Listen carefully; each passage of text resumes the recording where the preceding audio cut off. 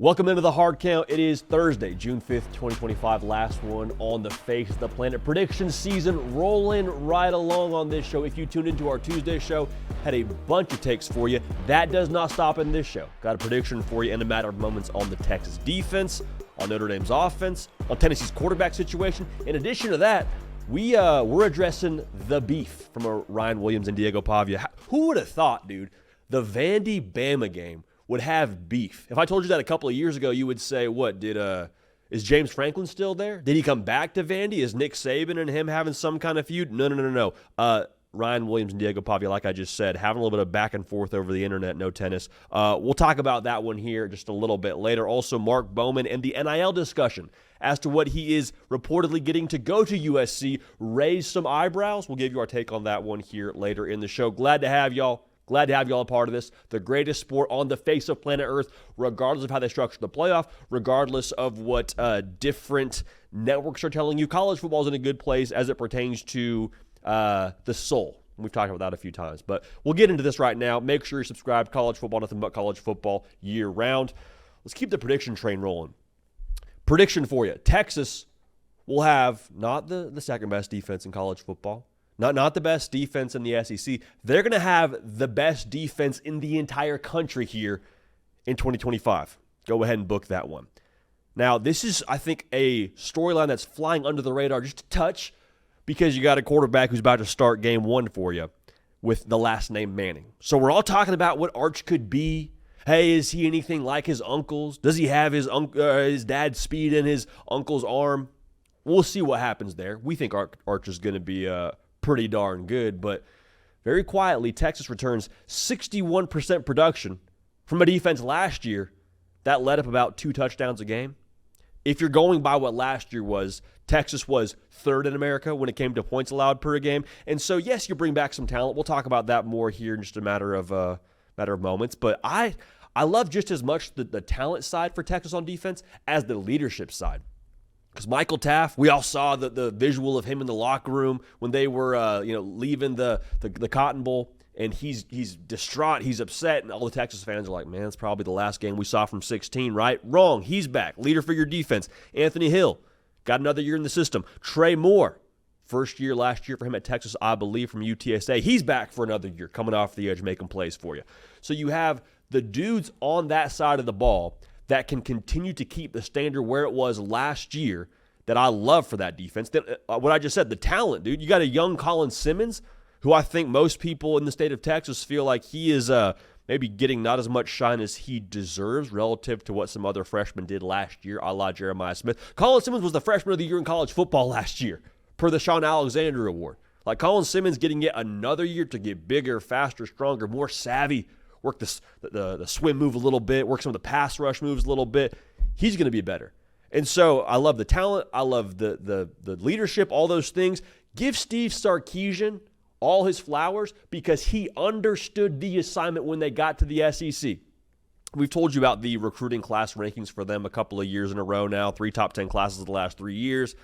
Game Blouses will take that. But in each of those 3 classes of the last 3 years, Steve Sarkisian has landed a 5-star caliber player at either linebacker or defensive line in each of those classes. What wins in the SEC? Monsters in that front 7. And once again, Texas looks to have that here going into to 2025. So another reason why I feel this way is when you look at the way that Texas plays ball, Steve Sarkisian, he's an offensive coach. He's a quarterback at heart.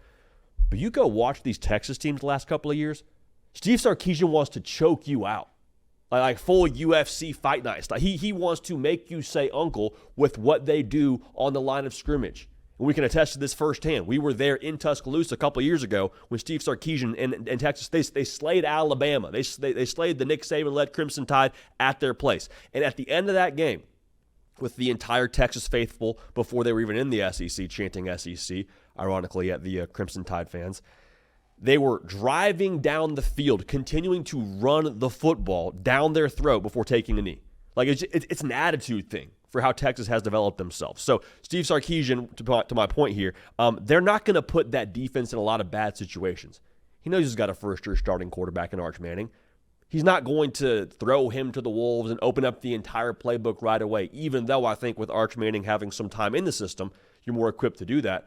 It's not going to be a lot of, from what I can gather here, short fields for this Texas defense to defend. So that plays into the prediction here of I think they'll be the best defense, statistically speaking, in college football next year. So what does this actually mean for Texas if you're a Texas fan? JD, that's great. Best defense in college football. We're excited about that. What does it mean, though, for like the hardware we want to win here in 2025? It means that you don't have to throw Arch Manning into video game mode from the jump.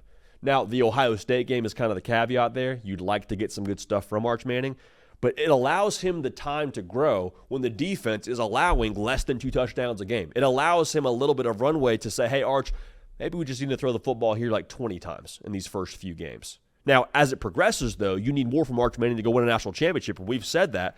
But if your defense gives your quarterback a chance to figure it out early on in his career as a starting quarterback, awesome.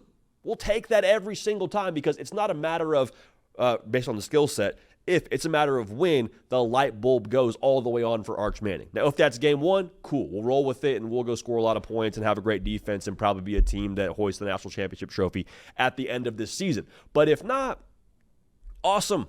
Give him time. Nobody's questioning the physical acumen of a one Arch Manning. It's all a matter of how long does it take for him to all the way get dialed into being a starting quarterback in the SEC and big-time college football when we get to the college football playoff.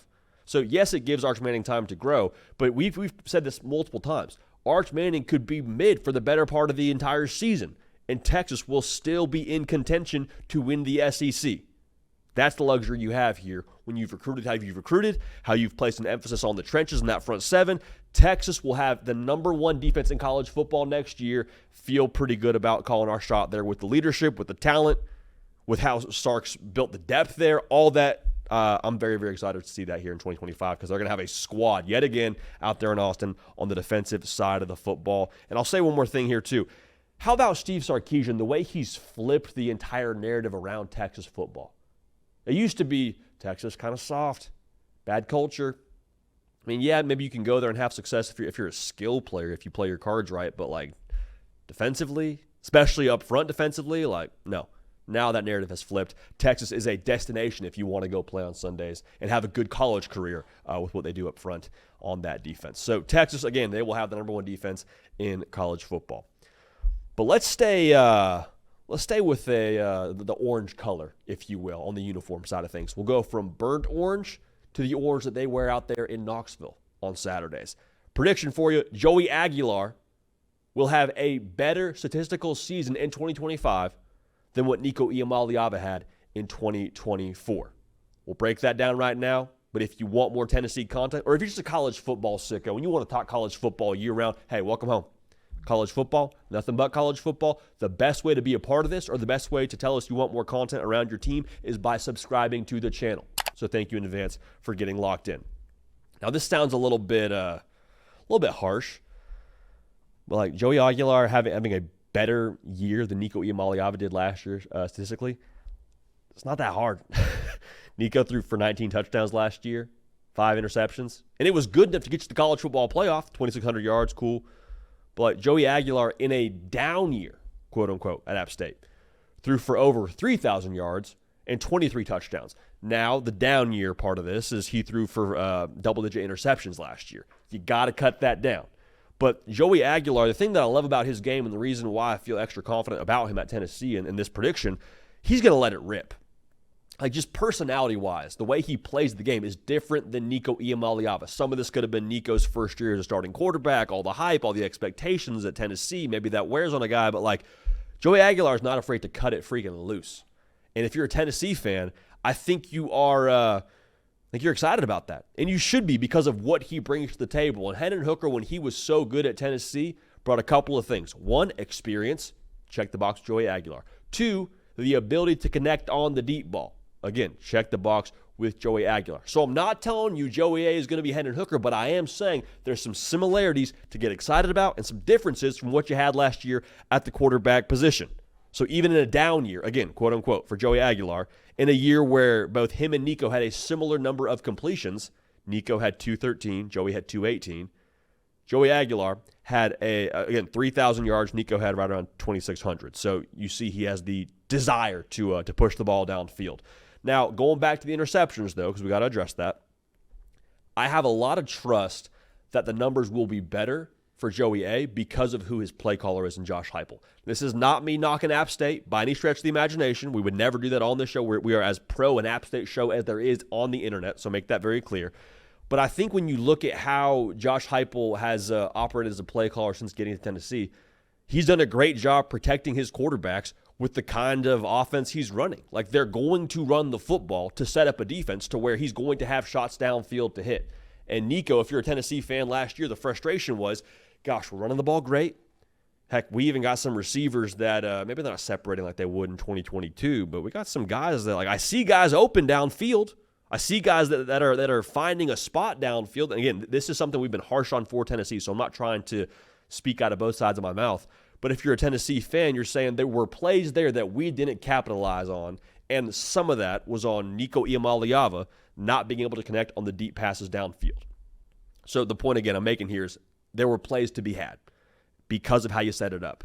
And so I think you're going to ask a lot less of Joey Aguilar when it comes to some of the throws downfield of a fit it in a tight window or make this NFL kind of throw. Not saying he can't do those things, but the shots that he's going to take downfield, I think will be open shots because of how they're going to run the football, because of how they're going to play defense, and just basically how Josh Heupel pretty much has run Tennessee since he's gotten there and gotten that thing really churning. So again, if you're a Tennessee fan, you say, well, that's great. We appreciate that, and we expect now, if that's your prediction, to make the college football playoff. But what does this mean for Tennessee, and what does it mean in terms of how we watch our team on Saturdays? The emphasis on Tennessee, if Joey Aguilar has a better year than Nico Iamaleava last year, means that it comes back to what Josh Heupel has built from a structural perspective. The emphasis on Tennessee in 2025 then shifts to, well, what are the bones of Tennessee? Year 5 now for Josh Heupel. Like I said, you got 3 to 4 recruiting classes you're looking at. Are those guys ready to step up and make plays for you? Are those guys ready to step in and play at a college football playoff caliber level? The culture, especially now with all the madness that went on this past spring with Nico leaving and the NIL and this and that, like, is the culture in a good place? Can you respond? Are the leaders in that locker room in a spot to push everybody in the right direction from a focus standpoint to keep the main thing with all the noise going crazy on social media and Twitter and YouTube? Toughness and physicality. That's what Josh Heupel's actually built this thing on. Kind of, again, under the radar sort of thought here, but they ran for right around 200 yards a game each of the last 2 years. That's not an accident. That's an attitude. Yes, it's play calling, but that's an attitude. That is a will to win sort of thing. That's a physicality thing. All of those cliches, they factor into how you play on Saturdays. Are those still there to support your starting quarterback? So when we look at Tennessee in 2025, and the thought, if you're a Tennessee fan, of can we get back to the college football playoff, it's doable. I'm not predicting it right now, but it's doable relative to what you have in front of you on the schedule. And here's my big question as it pertains to the schedule. In those games where you got to turn it on, against Oklahoma, against Alabama, against you're at Florida potentially, how that looks with what DJ Lagway has. With those opposing offenses and what you expect them to be with who their head coaches are and what they've done from a quarterback position, especially at Oklahoma and Florida. We'll see about Bama. Do you have the surge potential within the engine of that offense to go score how you need to score to win those football games? Because I don't really question all the things I just mentioned a second ago about like the base of Tennessee and the foundation of Tennessee, the toughness, I think that'll be there. Now, how it looks exactly and who gets it done with some of the pieces they're replacing, we'll see. But I don't question that with Josh Heupel. That's kind of been their MO. But do you have the high level of horsepower offensively to where, hey, we got to score 35, we got to score 42 to win this game? Do we have that?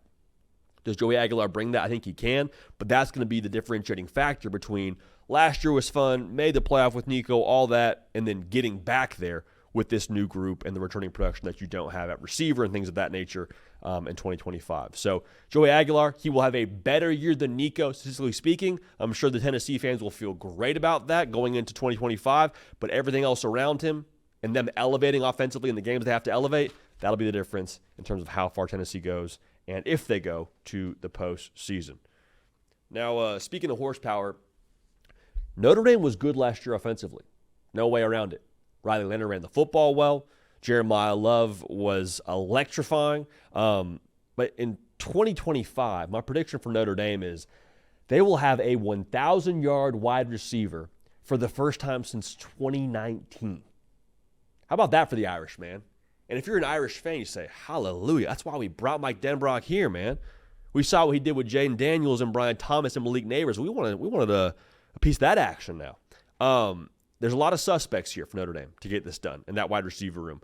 Malachi Fields transferring in from Virginia. And don't look now, he had 2 800-yard years for the Cavs.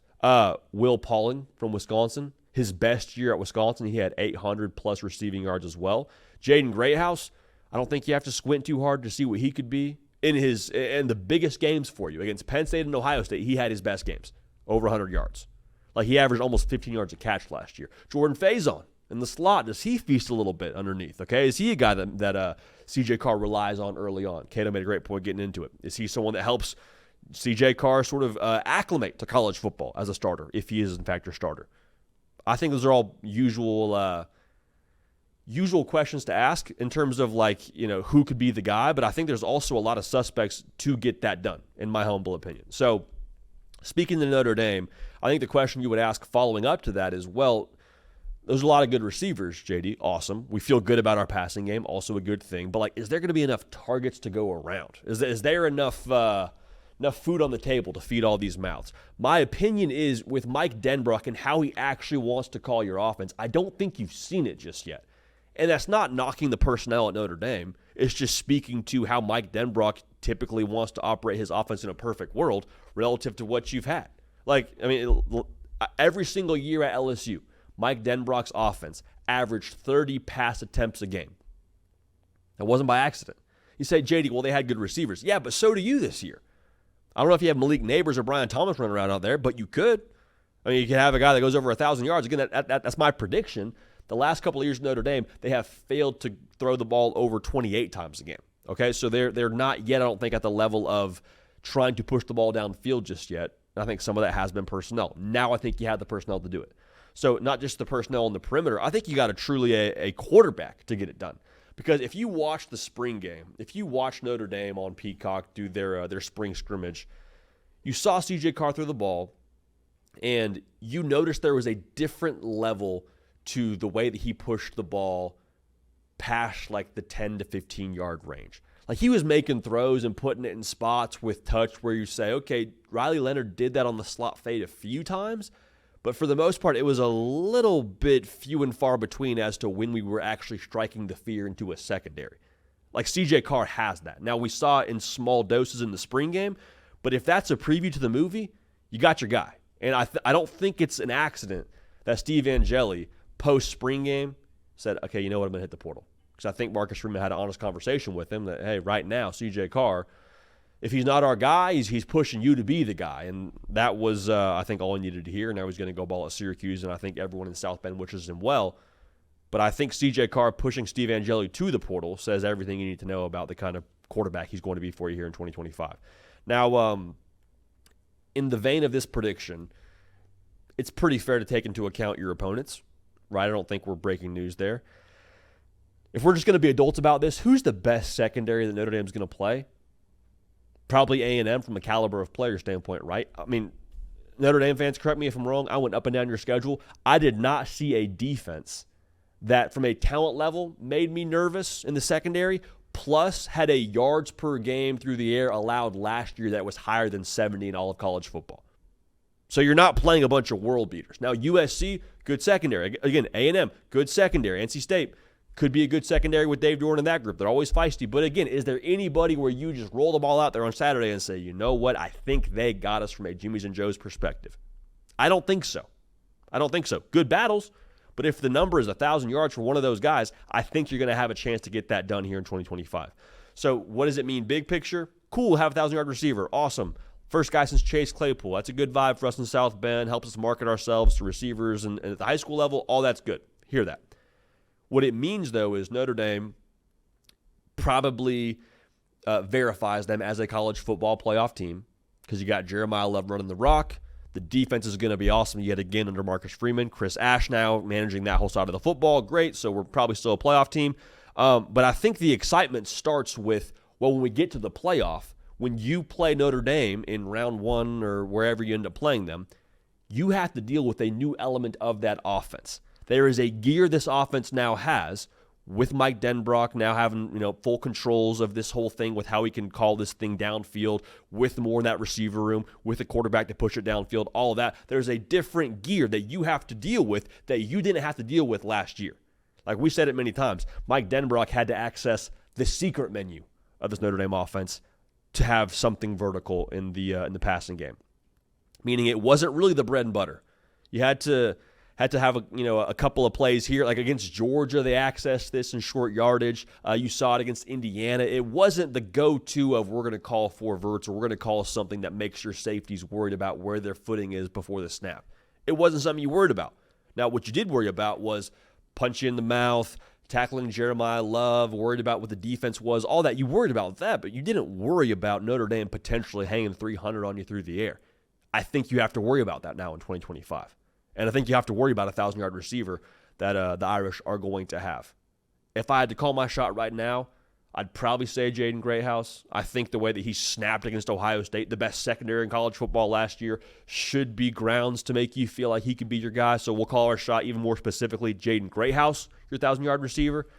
But anyway you slice it, I think someone gets it done. I think the offense will be more open. You got a quarterback to do it. You got players to get it done on the outside. And overall, that'll lead to Notre Dame being a real force here in the college football playoff, giving you something else to worry about when you play the Irish in the postseason and also during the regular season. So there you have it. So those are our predictions for this show. Keep it coming, though. Let us know your thoughts as to our predictions. Also, hit us with your predictions over on social media, Instagram, Twitter, at Jody PicKell. Probably as importantly, though, hit us via the voicemail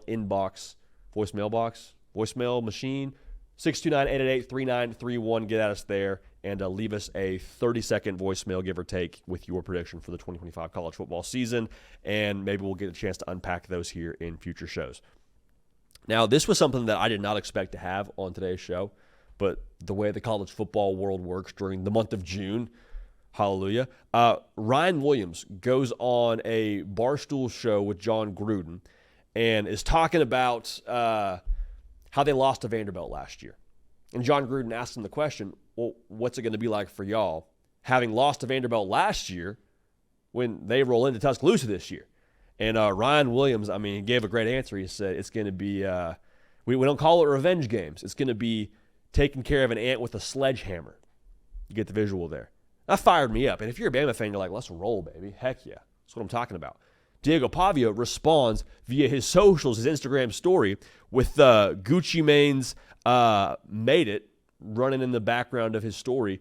And the quote from that, or the lyric, I should say, from that story that he highlighted is, they acting like they tough, they don't want no confrontation. Tags Ryan Williams on Instagram and says, let's run it. I love this on a number of levels. No matter who I am, if I'm a Vandy fan or a Bama fan or just a college football fan, I love everything about this. Let's start with the Bama fan. First of all, losing to Vanderbilt last year, you were embarrassed, you were frustrated, you were probably sick to your stomach. So looking to this upcoming season, when they come to your place, you hear Ryan Williams' answer, you're like, darn straight. We're Bama, they're Vandy, we're the big dogs, they're the bottom feeders of the SEC, should never have happened. We're going to make them rue the day they ever did that to us in Nashville. Like, we're about to prove something here. Ant with sledgehammer? Yeah, absolutely. Going to take care of those dudes.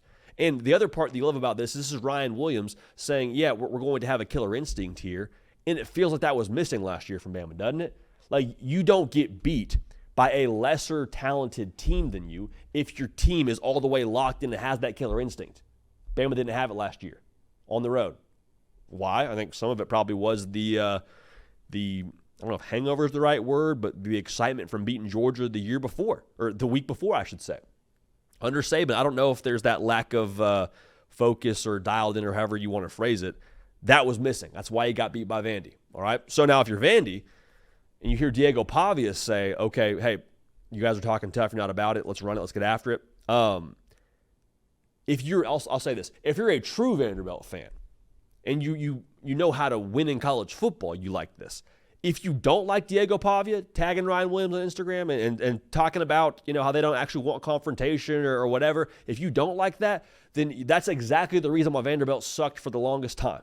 Like, Vanderbilt became a different operation, became a different football team when Diego Pavia got there. And yeah, he's great with what he does on the ground. Yeah, he's a great guy running the offense for guy's the wrong way to phrase that. He's a great quarterback for that offense that they run out there at Vanderbilt, and that's awesome. But like the biggest benefit of Diego Pavia being your quarterback is this right here, that dog mentality, dude. Now you flip around a team that's been the bottom feeder of the SEC the last couple of years. You bring in someone who's not familiar with that, who doesn't swing that way with their wiring competitively. Diego Pavia is all the way about winning football games, and he's not listening to the outside noise of, well, Bama's supposed to do this. Well, you guys are favored by this many points. He doesn't care. He does not care. And the best competitors are just like Diego Pavia. A little bit psychopathic, a little bit delusional in the belief system, because it was delusional to think that Vandy could have beat Alabama after they just beat Georgia. But guess what? Diego Pavia missed that memo. That's a big reason why he played the way he played, and that's a big reason why they beat Alabama. So if you have a problem with this, though, one, you've probably never played competitive sports. Two, you just maybe don't understand trash talk. I love so much the trash talking from Ryan Williams and Diego Pavia if I'm just a college football fan for a number of reasons, because you actually have to back up trash talk. That's the thing. That's why I have no problem with trash talk, because at some point in time, Diego Pavia is going to be on the field in Tuscaloosa, Alabama, and have to back up his Instagram story. Same deal with Ryan Williams. Ant to sledgehammer, guess what? You get to be the sledgehammer to that ant. October 4th will be a great one. I can't wait for it. You have to actually prove it, and that's the beautiful part about competitive sports. Men lie, women lie. What happens between the white lines on Saturdays does not lie. And we get to tell the truth on that October 4th. Now, if you're a college football fan even further removed from this, here's the gift to you. Last year's game, plus this trash talk, is doing nothing but juicing up Vanderbilt at Alabama. Wild statement to say a couple of years ago, but here we are. When you look at that weekend of October 4th, it's what I call one of those quiet Saturdays. A little unassuming. From a 30,000-foot view, you're maybe thinking about making some plans for that Saturday. Don't do it.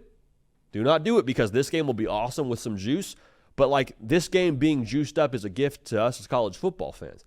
Because, again, going back to that weekend, the best game outside of that is Texas at Florida, maybe Miami at Florida State, Kansas State at Baylor, Clemson at North Carolina, Dabo versus Chapel Hill. It'll be, we're sickos. So we cherish and love every single weekend. But if you have some fans that your friends you're trying to get maybe dialed into the weekend even more so, trying to get them to be some better college football fans, here's the gift. Sell them the Ryan Williams, Diego Pavia story. Sell them the Vanderbilt beat Bama last year at Nashville, and now they got to go to Tuscaloosa. Sell them that story, and it has nothing but more juice. So I love this. I think this is awesome. I appreciate so much Diego Pavia and Ryan Williams bringing this extra juice. If you're a Bama fan, awesome. Ryan Williams, we better be sledgehammer to Ant this year. Diego Pavia at Vandy, this is what you've been missing. That dog mentality, the psychopath mentality at quarterback, and when your quarterback leads the charge here, good football teams you follow, and Vandy followed that last year. Cannot wait for that one. Can't wait for Vandy and Bama. Who would have thought that, dude? Can't wait for Vandy and Bama. The beat goes on. Got Steve Wiltfong joining the show here in just a little bit, but I want to talk about this first. Mark Bowman, 5-star tight end, number 1 tight end in America, commits to USC last week, and big get for USC. Anytime you land the top player in his position, especially at a spot like tight end where you can be a mismatch, more on that later, it's a good thing, especially for a Lincoln Riley offense. But the buzz from this commitment really started to get going here when WeAreSC's Scott Schrader, USC's on 3 site, get a membership over there, reported that USC could provide Bowman with an opportunity to earn $8 to $10 million in NIL by the time he leaves USC after 3 years. So if you're doing the math here, right around $2.5, $3.5-ish million per year for a 3-year stint, it's big time money. And so with that out there for the world to unpack together, the initial reaction was $8 to $10 million over 3 years for a tight end. That's quarterback money. And so, yes, it was a big get for USC, but people started to question, well, did USC maybe, overpay for a tight end? Hear me clearly. While the headline maybe reads a little bit funny because it's a tight end, USC is not paying for a tight end. USC is paying for a mismatch in their game plan every single weekend when he's on their football team. Like, you're not thinking about how much you're paying Mark Bowman when he's catching a game-winning touchdown against Ohio State in the Big Ten championship, which is kind of my next point here. The mismatch part of it's awesome. That's what you're actually paying for. But like, if you're a college football fan complaining about NIL relative to landing a kid, or not landing a kid, I should say, what are we talking about here? This is not against the rules. This is modern college football.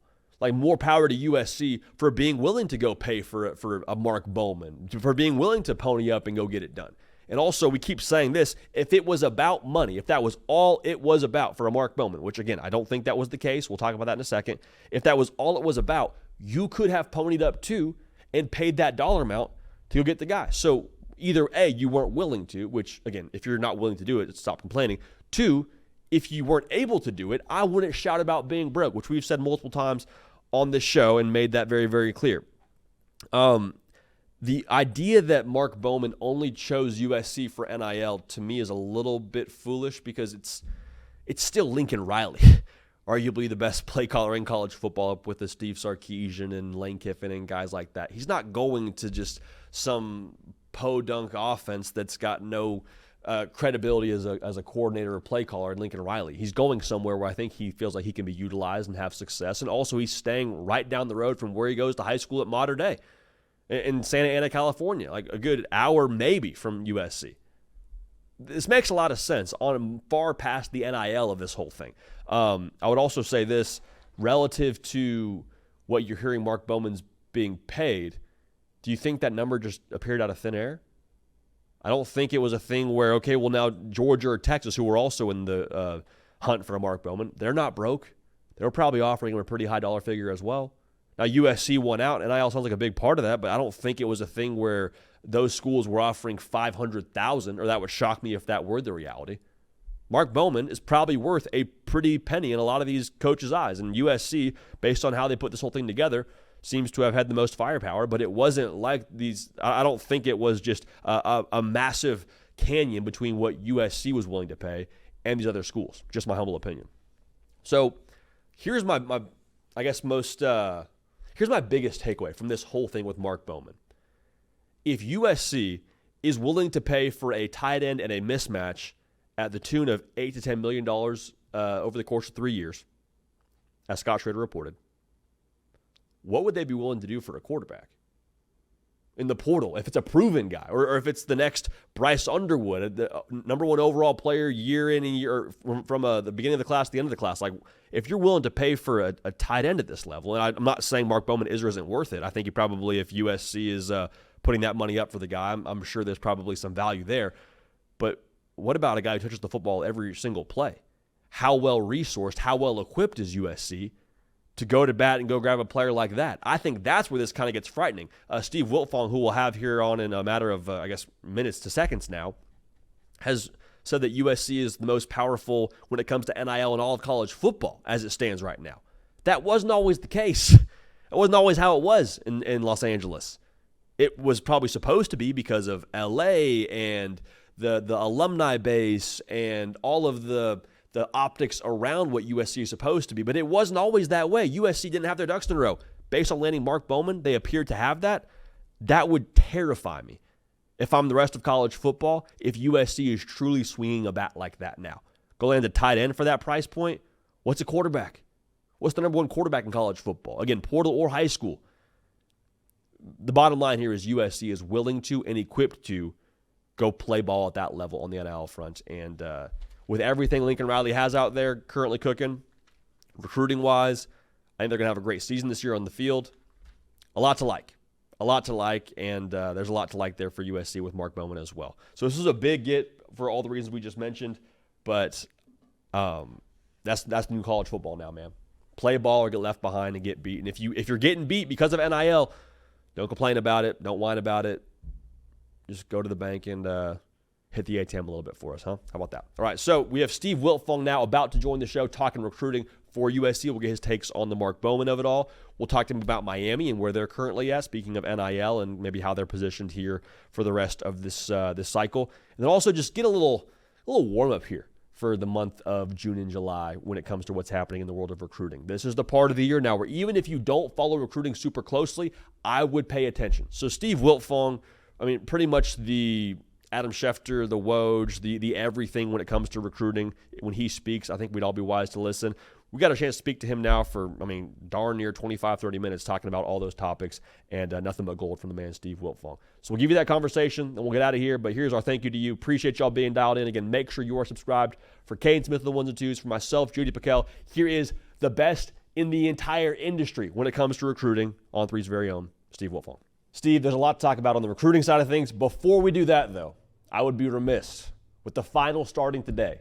And with you being the number one Pacers fan in all of sports media, Pat McAfee right behind you at number 2, how many games is this thing going? How many is it going to take for the Pacers to get it done against OKC? Ooh, man, I would love to come on here and predict the Pacers winning the finals, winning the NBA championship, first appearance on this stage in 25 years. I think we're the underdog coming into this series. I would put the Thunder in 6 right now, but certainly full on supporting the Pacers. I've never worn a hat on camera in my entire career. I'm a get off my lawn guy. Old school thought process of how people should look on camera and act and carry themselves. But producer Caden back there, a huge Knicks fan, and I didn't talk any trash to him the entire series because I just wanted to make sure the Pacers would get it done. They got it done. They're going to the NBA Finals. They absolutely own the Knicks, and hopefully they can play just as well against the Thunder, the best defensive team in the NBA. Well, as you're saying that, our producer, Caden Smith, is nodding his head like, yep, no trash was talked. It was totally a gentleman's sort of series. But now that y'all are in the finals, I know there's probably a fair amount of investment on both sides of this camera here. For the Pacers have been the second best team in the NBA since January. The Thunder have been the best. These are the 2 best teams in the league playing in the finals. The NBA is awesome. They actually put the ball in the basket, and people should tune in for some great basketball over these next 2 weeks. We can't get an RPM for the Pacers, though, for the series? No Pacers in 7? Look, I think the Pacers can win. We're 0-2 against the Thunder this year, but playing better. Again, been the second best team in the NBA since January. The Thunder are just so good defensively. But look, Pacers, a lot of confidence, a lot of excitement around this franchise, and in the finals for the first time in 25 years. Let's go. Let's beat the Thunder. Let's go, baby. Pacers in 7. We'll call our shot here on this side. We'll go Pacers in 7 for the hard counts prediction. But let's get to some recruiting. USC, rocking and rolling this summer. I feel like every time we have a segment on recruiting on our show, it's talking about how USC has regained the number 1 spot in the class, or they just got a massive commitment or got a massive flip. Last week, landing the number 1 tight end in America, Mark Bowman out of Southern California. This is a big get for USC on the football side, but a lot of conversation has started in the college football community, if you will, around the NIL side of things with Mark Bowman. Like, just what's your assessment of the Mark Bowman USC NIL story right now, Steve?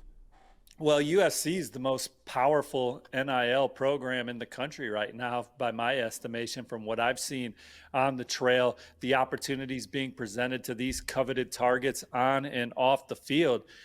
Programs are struggling to compete with what USC is offering in that sphere. So right now, there's a lot of excitement around the program because of that, and they're able to rally fast on some recruitments, beating Georgia and Texas for Mark Bowman, going into the state of Ohio and beating Ohio State and Oregon for Albert Hill IV. USC cannot be taken lightly in any blue chip recruitment. Now the Trojans, they're going to a system where if you commit to USC, you can no longer take visits. So Xavier Griffin, 5-star linebacker from the Peach State, he was one that wanted to continue through his process. Could USC have wanted out in the end? You know, who knows? But they're no longer in the picture for Xavier Griffin. But from an NIL standpoint, most powerful program in college football right now.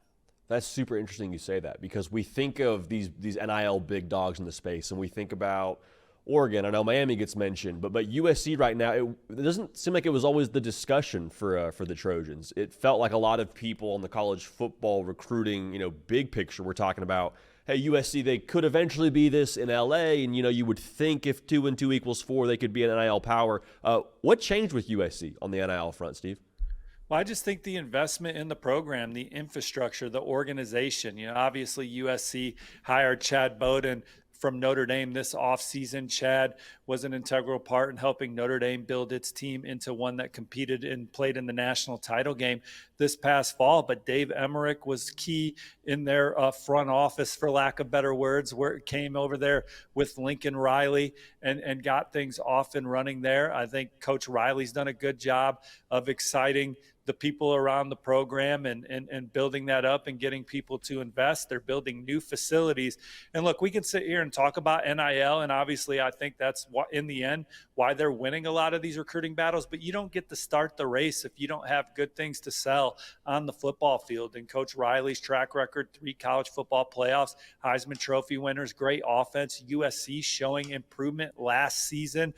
They hired some great assistant coaches, some of the best in college football, led by Deontin Lynn, defensive coordinator, gone to the NFL and landed guys like Coach Henderson and Coach Ryan. They put together a phenomenal coaching staff, and then they have the infrastructure, what I call your NIL capability, to finish off these recruitments and win them out. Kenye Pepe, coveted offensive tackle, also one of the jewels of this USC class. I think that was another one where once they put all their cards on the table, on the field, development, and then NIL, they locked him up and beat Miami, among others, for him. And I think that's the thing that gets missed in the whole NIL discussion, just in college football in general, especially for USC, though. You have a guy in Lincoln Riley who is arguably, on any given year, the best play caller in the sport. You got Dan Lynn, who's an NFL caliber defensive coordinator. You got the guy who coached Aaron Donald as your defensive line coach. Like there's a lot of pieces here outside of NIL that would make USC attractive. Oh, and by the way, it's USC with that brand and that logo and their history. So that whole thing is interesting to me. I think if you're a jaded USC fan, though, Steve, your immediate thought as you climb up these rankings, you think back to last year, you think about the work they did in the southeastern part of the United States and how high they were in the rankings. You say, well, this is nice. I don't want to get invested emotionally because it's modern college football and last year and how this whole thing works. These kids are going to decommit. What would be your response to that, to the jaded USC fan, the concerned USC fan that's worried this is all just smoke and mirrors and early rankings hype? Well, you and I both know anything can happen on the recruiting trail every year. Sure. I write the same stories with just new names. And so USC will have to go out this fall and show that this is a program that is on the rise, that can compete for championships to get some of these guys to the finish line. But I also think that they've put some things in place to allow them a better opportunity to hang on to these guys throughout the cycle, the no-visit policy.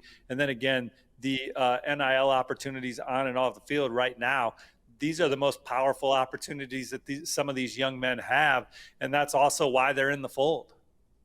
Yeah, and I think the fact that a lot of these guys are from Southern California too. We talk about it on our show. It's a lot more dating in proximity as opposed to dating long distance. A lot easier to keep that relationship intact, Steve, when you're not doing the phone calls at different hours and you're not, having FaceTimes. You're actually getting together in person, having guys on campus. So that whole part of this is intriguing, but I'm with you. It's anything can happen, but USC right now in a good spot in the current team industry recruiting rankings. But let's take a pivot from one coast to the other.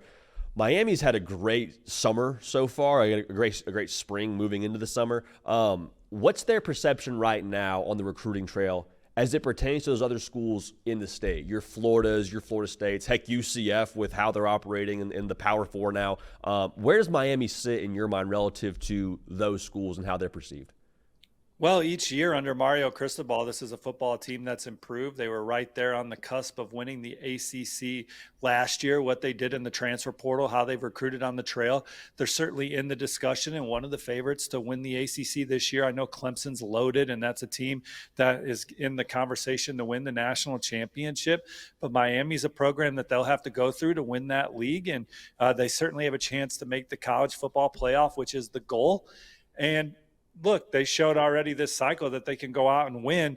elite recruiting battles on the trail. It doesn't get any better than Jackson Cantwell, number one player in the land, 5-star offensive tackle from Nixa, Missouri. And this was a back and forth. I talked to Jackson after he made his decision. Miami led in March. Georgia led in April. Miami got it done in May. And certainly, again, the NIL component, Miami was able to have the infrastructure to win the Jackson Cantwell recruitment. But you're not even in the discussion if you can't prove to Jackson Cantwell that you can't make him a player that has the opportunity to hear his name called in the top 5 of the NFL draft. He thinks Alex Mirabal is the best offensive line coach in the country. The emphasis that Mario Cristobal puts on offensive line play and his track record as a coach with guys like Jonah Williams and Penei Sewell, that resonated with him. And then I asked Jackson Cantwell about did things change? How did things change in May, and how did Miami get it back? And he said they just out-recruited everybody. He heard from Miami more than he heard from Oregon, more than he heard from the Georgia coaches, and that was something that was important to him, that personal connection, that daily interaction, getting to know them. And every day, Mario Cristobal, Alex Mirabal, and other staff members were in contact, making him feel comfortable. So Georgia led for more of that recruitment than Miami did if you talk about the 3-year overall process. And if it was an old school recruitment, he might have committed to Georgia earlier, but it wasn't an old school recruitment. We're in a modern era. And people are making NIL offers, and Miami's not bidding against themselves. They didn't just throw out a number for the hell of it. There were other numbers on the table. There was real estate opportunities. There were all kinds of things that Jackson Cantwell and his camp, his family, the folks at Rosenhaus went through to get to the decision for him to play at Miami. And he's certainly getting life-changing money, as Darren Heitner tweeted about Jackson Cantwell's decision before he announced. But he's also going to a place that he thinks can make him the best offensive lineman in the country for a staff that out-recruited everybody down the stretch. I'm glad you said it that way, because not just is the NIL, part of it, but like Mario Cristobal, even before NIL was a thing in modern college football, he was still known as like one of the better recruiters before he was a head coach, when he was at Bama, when he was at Oregon. Like, this guy lives and breathes recruiting, and that was one of the big things that Miami fans got excited about when he was coming to Miami to be their head coach. So obviously NIL is going to be a part of it if you're the number one player in America, but to act like that was the only thing, I think maybe folks are kidding themselves just a little bit when it comes to that discussion. But Steve, they landed the top player in America. What's the path for Miami in your mind to end up having the top class in America when National Signing Day rolls around here in December?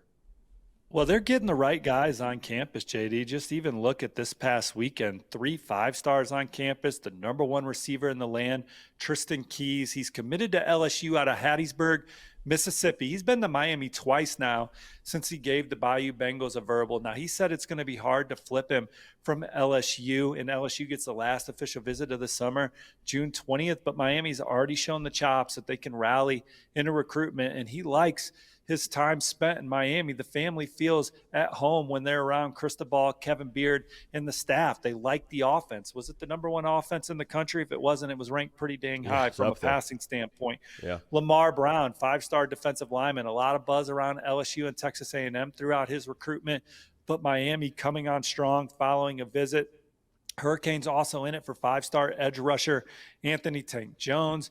They had the number 3 running back in the country per the On3 industry, Derek Cooper, back on campus. That recruitment's going to be a marathon, but Miami's got the shoes to run that race all the way to the end. Georgia, Ohio State. He took an official visit to Auburn, some of the other contenders for him. But Miami, they're in on elite players. They're going to have big-time guys on campus throughout the summer, and they're going to land their fair share. Where does that put them? Will it be top 5? Will it stay in the top 10? I think it's going to be a class that's going to keep them in contention for the ACC championship, but they're certainly on the short list of schools you have to consider with an opportunity to finish number 1. And that's the thing that you mentioned, I think, at the top of this segment, is as Miami continues to trend upward on the field, feels like that's the only thing that is really missing from Miami being able to be in that top 5, maybe even number 1 class in America when it's all said and done, depending on how things shake out. Like, if they go win the ACC and make the college football playoff, I can't imagine that hurts things when it comes to those final rankings. Look, when we talk about USC at the top of the show like we did, Miami, these are programs that have had skill players, had some decent quarterback play. They needed to change the mindset and culture of their programs to compete on a national level, and that's being physical around the line of scrimmage. USC was a powder program for a while. That's what Lincoln Riley is trying to change with that Trojans program, getting tougher around the line of scrimmage. That's how good Caleb Williams was that first year at USC. They make the conference title game with no physicality really whatsoever when comparing them to other championship caliber teams. They lose to Utah in the Pac-12 championship game when Caleb gets hurt. But they've recruited the offensive line well, big bodies, young players that are starting to develop within their program. They've hit big on the defensive line. Jamie Winfield, a big recruiting win for USC this cycle.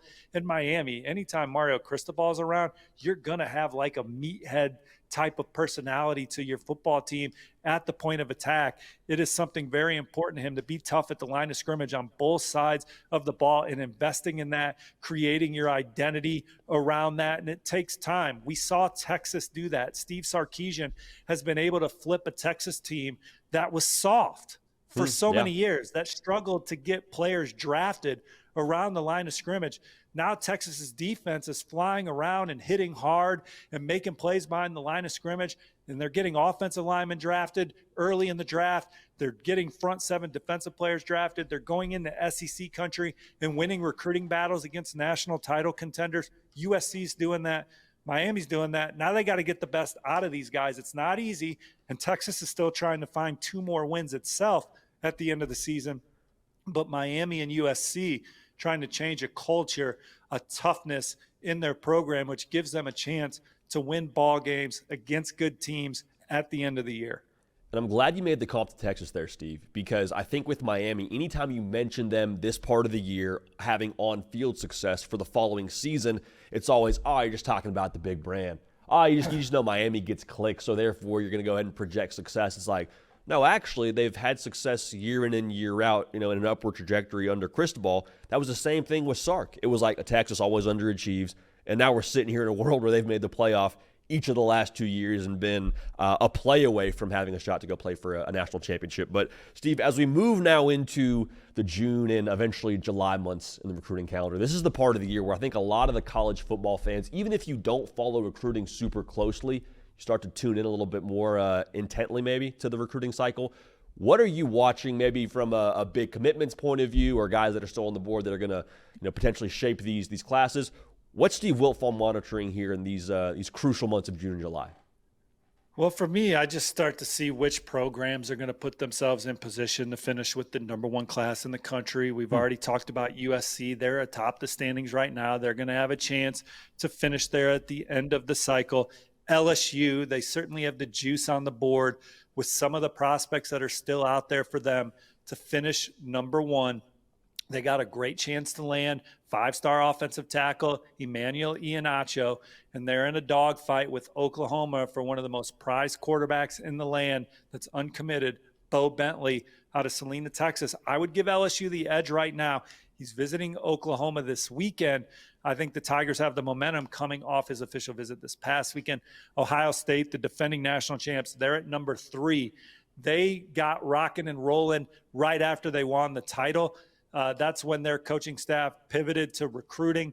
And when they lock in on top targets, they're tough to beat. A name to keep an eye on for Ohio State right now, Luke Wafel. Now, Penn State and Texas certainly in there, USC and Florida as well. But Ohio State had Luke Wafel, one of the more physically impressive prospects in the class, regardless of position. Looks like an Ohio State defensive end. He was there this past weekend. The buzz says Ohio State is setting the pace, but that's going to be a war. Kirby Smart's finished in the top 3 of the on-3 recruiting standings. Every year he's been the head coach at Georgia. So they're looking for a 10-year in a row top 3 class. They sit at number 5. I think A&M's a program to watch this summer, beginning this weekend with the 5-stars and elite prospects they're having on campus this weekend. And Alabama is another school that's certainly in the mix to finish with the number 1 class. They're coming off a huge weekend, big weekends every weekend for Alabama. And then when's Texas make a run? They're number 14 right now. But the way they closed last year, their infrastructure, what they have off the field, along with the on-field product, we know the Longhorns are eventually going to make a run And same goes with Michigan. Michigan closed strong, finished with a top 10 class. They're at number 17 right now. I think that they're going to push their way into the top 10. Big summer coming up for them with guys like Savion Hyder, the number 1 running back in the country, and Carter Meadows, On3's number 6 overall player. He is visiting later this summer, and Michigan is one of the front runners for him. And then one other school, JD, I want to shout out is Notre Dame. The Irish, they sit at number 4 right now in the On3 industry standings. They're landing the majority of their top targets. There's not a more down-to-earth head football coach than Marcus Freeman. His message really resonates with Notre Dame's targets, and he embraces all of Notre Dame's strengths that other people would maybe pose as weaknesses. The academic standards, having to live with people that aren't football players. Those are things that Marcus Freeman thinks are important and good for top recruits. So when they visit campus, they don't hear it as a negative. They hear it as a positive. Look, we're going to hold you accountable off the field as well as on the field. But when you get through it, we graduated over 90% of our players. And you're going to have a Notre Dame degree in this network. And yes, you might have to live with J.D. PicKell, special teams warrior. No, I'm just kidding. Hey. You may have to live with, average Joe student, but he might run a Fortune 500 company in 10 years, and that was your roommate at Notre Dame, right? So those are things that they're selling for the with the Irish program, along with they had a chance to win the national championship. They were right there with Ohio State. They had to make some adjustments in that title game, but in that fourth quarter, they had a chance to win the game, get back into it, and it was a heck of a football game, and Notre Dame's right there as a national title contender, and they're recruiting at a level to keep it rolling for years to come. They have one of the best offensive line classes in the country. They have arguably the best defensive line class in the country right now with Rodney Dunham and Ebenezer Ewatati. One's a 5-star. The other is in the top 100 in the On3 rankings, so those are 2 dynamic, high upside pass rushers, and they continue to crush recruiting in the secondary. Mike Mickens is arguably the best assistant coach in the country. What he's done with Notre Dame's secondary, the way he recruits, he was the recruiter of the year nationally in my On3 unofficial article that I wrote at the end of the season. He was the first name I mentioned for the way he recruited his top targets and landed them. And Notre Dame continues to load up in the secondary, which allows them to play the style of defense they want to play because they hit big and evaluate and develop well in the secondary. So Notre Dame, I don't think they're going anywhere either. And it's going to be an exciting summer on the trail for all the programs I mentioned. Well, one, I didn't know that was a thing at Notre Dame. I didn't know that athletes early on lived with, we called them at Cornell, NARPs, non-athletic regular people. I don't know if that's the phrase at Notre Dame. I've also heard muggles be a term people throw around. I don't know. Again, I don't know. 2, I rebuke that, all right? All unofficially, special teams leading tackler in the Ivy League, because I don't know who else had what tackles in the conference, but I'm going to go ahead and unofficially claim that. 3, Steve, for Notre Dame, I would think that them playing for a national championship, them beating Georgia, them beating Penn State, would just change the optics, too, around how people perceive them. Is that something you've picked up on the recruiting trail with how these recruits talk about, what Notre Dame is now in, the modern era under Marcus Freeman? Feels like they're cool again. Well, more than anything, and speaking of modern era, I do think Notre Dame is well-oiled in the NIL space and allows them to be in the mix for top recruits and top transfer portal guys like Sam Hartman, then Riley Leonard. There's a lot of competition to get those quarterbacks out of the portal. And so Notre Dame, they got some infrastructure. They got some ability in that realm. But my biggest takeaway from Notre Dame's season, because anyone that really follows college football would have put them as a top 10 program overall, going back to the Brian Kelly era with the way they played and the way that players would hear their names called in the NFL draft, and then just how good some of those guys are on Sundays. But Notre Dame's run to the national title game, what it did for their program more than anything from a recruiting standpoint is it made Marcus Freeman famous. He was a guy that maybe wasn't a household name that people saw week in and week out and got a chance to see what a real duty is, how he stands behind what he believes in, and how relatable he is, a former player at Ohio State that understands what these players are going through as a former blue chipper, his message, how eloquent he is, what he believes in, and how it's in line with Notre Dame. But now he's recognizable. all the recruits in the country know who he is. Their families saw him on TV week in and week out. And people around the Notre Dame program knew his personality, know him as a real guy. Hell, going back to his time at Purdue and some of the other stops, him being in high schools, he would just sit and have genuine conversations with high school coaches for an hour and a half before moving to the next stop. It was never, hey, I'm here to check out JD PicKell and anyone else you have. Check the box. Maybe we'll offer, maybe we won't, and I'm in and out. No, he was spending genuine time with high school coaches. He's just a great communicator. He's very excited about wherever his feet are. And now recruits, when they get a call from Marcus Freeman or an offer from him, it's different because he's more famous than he was before that run. That's really interesting you say that, because if I'm a recruit or a recruit's parents and I watch him in some of those in-game interviews against Georgia or against Penn State when ESPN does the breaks in between the game, I hear him speak. I'm like, oh, I want to go play for that guy. I want that guy to mold my high school student into a young man. I want to play for that guy, go be an NFL prospect, and be a part of the culture he's building there. Steve, one more team I want to get your thoughts on here. There's just phone calls that mean more, JD. JD, there's just phone calls when a recruit's going through their process. Every offer is exciting. Every scholarship opportunity is cool. But there's just calls like when Kirby Smart wants to talk to you at 1 o'clock on Tuesday. That – yeah. Register is different, right? And you earn that through winning and your prestige level. And Marcus Freeman, all the airtime he got on TV, being able to show who he is as a person. Now, when recruits talk to him on Pot of Gold Day, when Notre Dame's offering everybody in the 2026 class on St. Patrick's Day that's at the top of their board, or they're getting their weekly call with him as a top target, it just means more because he just has more stature. He was always the same guy, but now – more people are aware of him and who he is, and the fame level has gone up for Marcus Freeman. No, I mean, that's a tremendous point. And for some reason, Kirby and Marcus both must have lost my number. I never got a call from those guys. But, Steve, what do you want to get your thoughts on here? Feels like Auburn always makes a move at this point in the summer. Any buzz around them, anything you're watching with them, or maybe something you want to talk about relative to the Tigers and what Hugh Freeze has got going on out there on the recruiting trail?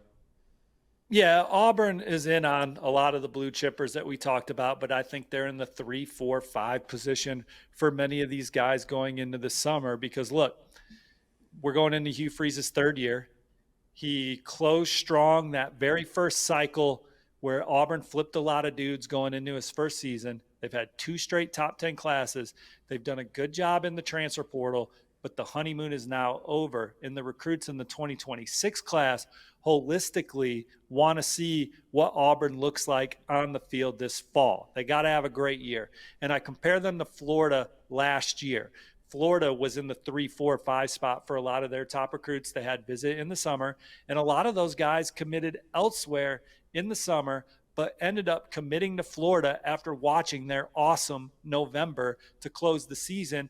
And now the Gators are a top 10 prediction for the coming into this season, or a preseason top 10 ranking coming into the 2025 campaign. Auburn's in a similar situation. It's time to put up or shut up. No more selling a dream where we're at as a program. It's year 3. You're coming off 5 and 7. Where are you at? You went into the portal. You did great at quarterback. You landed a 5-star quarterback. You got a lot of dynamic playmakers in the wide receiver room. You've upgraded around the trenches. You've tried to add bigger bodies in the secondary. Now it's time to go play ball. And if Auburn shows improvement on the field this year, get some big wins, I think they'll finish with their 3rd straight top 10 recruiting class. If they don't, we'll see. The plot thickens. Yeah, you never want to be in that position where it's hey, let's prove it on the field, and then you end up with where are we now in the recruiting world and the on-field, all those things. Never want to leave it to chance or have some ambiguity there after a year like this, in a spot like this heading into the season. Steve, appreciate all your time. Where are we watching the game tonight? Where are we locking in? Where's the Timothy Chalamet of the Pacers locking in tonight? Well, I love watching the game with my kids, so we'll be at home watching the ball game. And this game's starting off at 8:30. Kind of how I started off the show, saying I don't like hats on camera, but Pacers in the NBA Finals is a rare occasion where I could come in and gloat to Caden Smith, producer of this show, The Hard Count. Wanted to rub it in a little bit because I didn't talk any trash during the series. Watching it at home with my kids, but this game's starting at 8:30. We all know damn well it can start at 7 p.m. Eastern. Yeah. Because now I got to make a decision. How late can my kids stay up? When is bedtime typically? Like, when is the Wiltfong family usually turning out the lights as a household? Is it like 10 o'clock? Well, it's summer or more now. 8:30, 9 o'clock operation? It's summer, so 10 o'clock is that good area. Butler basketball camp going on right now for the Wiltfong boys. And so it's an exciting but busy week as they go play ball inside Hinkle Fieldhouse every day, historic Hinkle Fieldhouse. But the Pacers are on, and that's new. And it's just a ton of excitement around here for Pacers basketball in the community. Let's go, man. Core memories, recruiting, talking Pacers basketball, the best in the business. On3 Steve Wiltfong. Catch him on the On3 Recruits channel, doing tremendous work with Josh Newberg on the Inside Scoop, and also the Wiltfong freaking whip around, man, for all things college football recruiting. And maybe just a little sprinkle of the future NBA Finals champions, potentially. Steve, appreciate your time, man. Thanks so much. Hey, you predicted them in 7. We'll see y'all later.